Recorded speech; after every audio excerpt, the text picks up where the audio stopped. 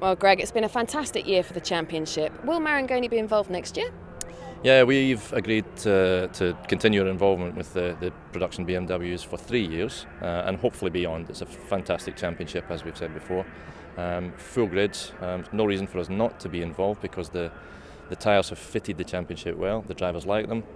They're doing lap records, etc. So, yeah, it's all good. It's all good.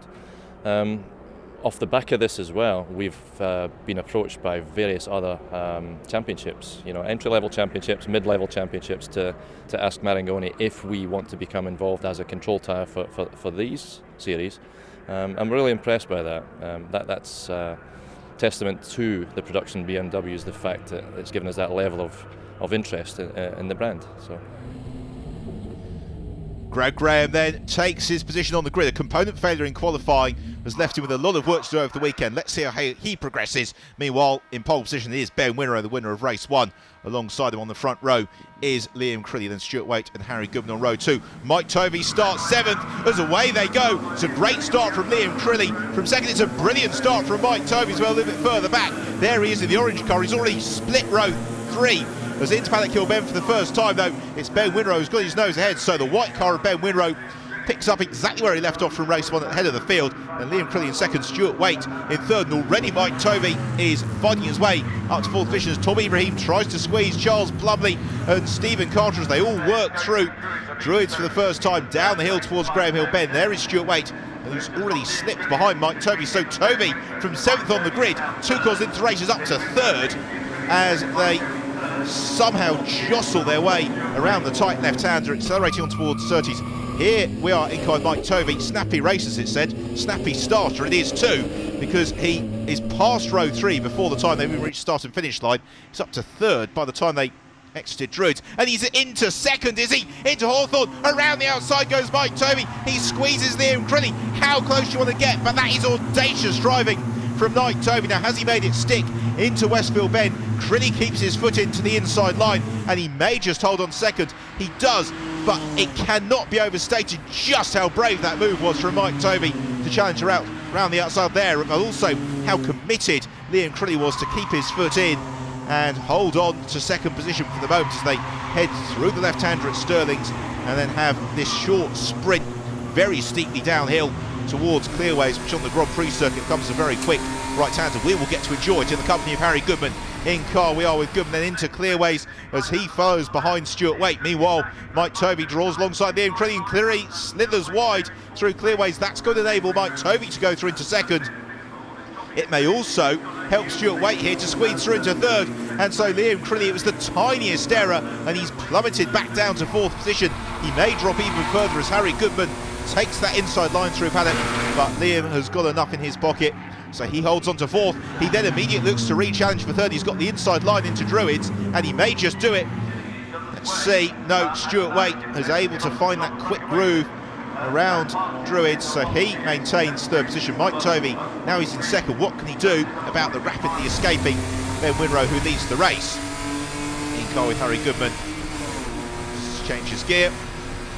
On the brakes, down a gear, round Surtees, and that's very smooth from Harry, whereas Liam Crilly's car's moving all over the place. Harry Goodman much smoother now. Will that propel him with a good run down towards Hawthorns? Well, here they come, plummeting down Pilgrim's Drop. It's Liam Crilly who's maybe got the best run. He's in the slipstream behind Stuart Waite, but he can't quite force that error from Waite. And all of these drivers really very experienced. They know these cars intimately, and so being able to make an overtaking move is very difficult unless you're Greg Graham, who powers the inside of Lauren Cann. That's 1 place gain. He's going to try and also move past Paul Kembry. Paul offering slightly stouter resistance as Greg begins his charge up through the order.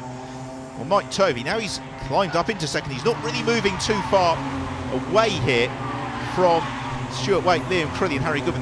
They're staying in the wheel tracks of Mike Tovey. I have to say, the form book would have suggested that Tovey would have been able to pull clear. There's Ian Russell in the bright silver number 18 car, and he is closing in on Tim Wilson in car 2. As the field stream through, there is still this battle between Kembry and Graham. It's just in favour of Paul Kembry at the moment, although Greg Graham seems to have the pace. It's only a matter of time, I'd imagine, before he's able to move up ahead of Paul Kembury.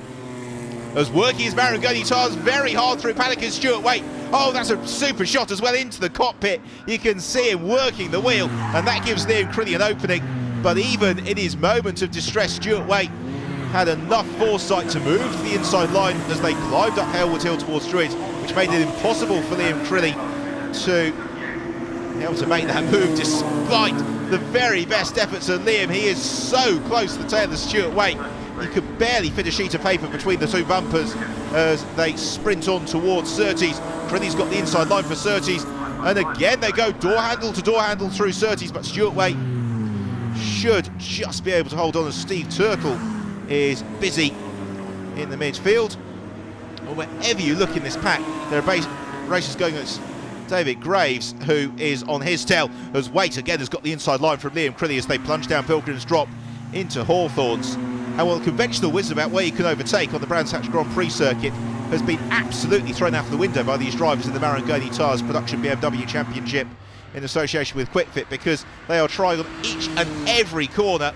But Liam Crilly is being thwarted in his efforts at the moment by Stuart Waite. Instead, Liam is becoming intimately acquainted with Stuart's sponsors as he reads them on his rear bumper, because he's not finding a way through, although he is very, very close to his tail, riding up over the curbs on the exit of Stirling's, as still Greg Graham continues his climb up through the field. He's now moved ahead of Jeff Bevis and Kevin Hodgin. So there is Greg, so that's a couple more places gained. That brings him just towards the bottom end of the top 20, so he has gained something in the region of 10 places since the start of the race. Now, how much further up the order can he climb? His next target is Jerry Brown. Just caught a glimpse of Jerry as Harry Goodman has now got attention from Matthew Parks and Miles Howard. So Parks had a difficult qualifying session, and ever since then it's really been an upward slog through the field for him, but he's got a good run here on Harry Goodman, the inside line on the braking into Druids, but Goodman brakes desperately late. Matthew Parks thinks better of it, and again, goes without saying, the driving stands of this championship are so clean. It's very, very close racing, but Matthew Parks could very easily have tagged Harry Goodman either at Druids or Graham Hill Bend, but he was able to back out of those moves in time, avoid the contact. But it does mean that Miles Howard is still staying with this group, and also Matt Swaffer as well, who we just caught a glimpse of. He is in the darker car at the back of that train.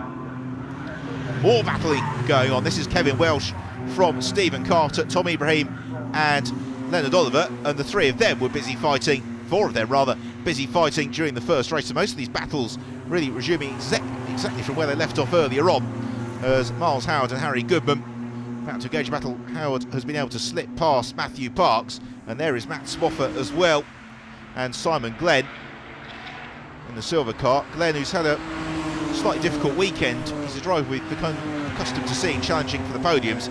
As it is, he's fighting for a top 10 finish. There he is in the silver car at the back of the shop, as Harry Goodman, still in 5th position, leads Miles Howard as those tyres squeal through Stirling's. They are being pushed to the limit, but I have to say, Marangoni tyre has really revolutionised the racing in the championship this year. It's made it very, very close and competitive, and it also means that we're seeing the drivers sliding the cars, working them very hard. Hence these entertaining groups that we have got forming out around the circuit. Matthew Parks and Matthew Swaffer. Swaffer, something of a Brands Hatch specialist. He's always gone very, very well here, particularly on the Indy circuit, but maybe it's not quite his day on the Grand Prix loop. Parks has an immovable object in front of him, and that's really robust defensive drive from Matthew Parks, determined to keep Matt Swaffer behind him as they dispute 7th position. And Parks, he's able to take the conventional line through Graham Hill Bend. Swaffer, though, follows right in his wheel tracks. Now let's see what Parks does along the Cooper Straight. He moves directly to the inside of the road, so that means that Swaffer's going to have to try and find a way around him. Then Parks drifts back to the middle of the road. There's no way through on the inside, and around the outside is just a little bit too audacious, even for a driver like Matt Swaffer. So here is the Steve Turtle and David Graves battle. Ian Russell has come to join this now three-way fight. Graves in the bright orange car, you can pretty much see that from space, and Ian Russell can certainly see him as he moves past him. I just wonder if David might have a bit of a problem developing there. That car not quite as punchy along the Cooper Straight as maybe it should have been. Through Hawthorn, still the fight for 7th continues, with Matt Parks and Matthew Swaffer running in formation. Harry Goodman and Miles Howard, as a result, have just been able to move their fight away a little bit from that tussle. So it's 2 cars disputing 5th and 6th. It is Ben Winrow, of course, who still leads the race from Mike Tovey, Stuart Waite and Liam Crilly. Then it's this fight, the white car of Harry Goodman and Miles Howard, the bright orange car in 6th position. Then the next white car, Matt Parks, he's in 7th. Matt Swaff in 8th and Simon Glenn in 9th, as coming up to take the double victory on the Brands Hatch Grand Prix. Look, a delighted Ben Winrow when he came back early from his honeymoon to compete this weekend, and it's surely been worth the trip, with Mike Tovey then in 2nd, and that was Stuart Waite claiming 3rd from Liam Crilly. What about 5th position? Harry Goodman is going to hold off Miles Howard, so he gets 5th, and then Matt Parks in 7th. Frenetic racing from the Marangoni Tyres Production BMW Championship, with victory for Ben Winrow, 2nd place to Mike Tovey. Stuart Waite completes the podium after that race-long scrap with Liam Crilly. So delight for Ben Winrow, 2 wins at Brands Hatch, 4 races to go at the championship, double headers at Cadwell Park and Donington Park. Of course, you'll be able to see the action here on Motors TV. In terms of the championship standings, it's Ben Winrow who builds his advantage over Mike Tovey, with Matthew Parks, though, in a very close 3rd position. That's it from Brands Hatch. Join us in a couple of weeks' time with all the action from Cadwell Park.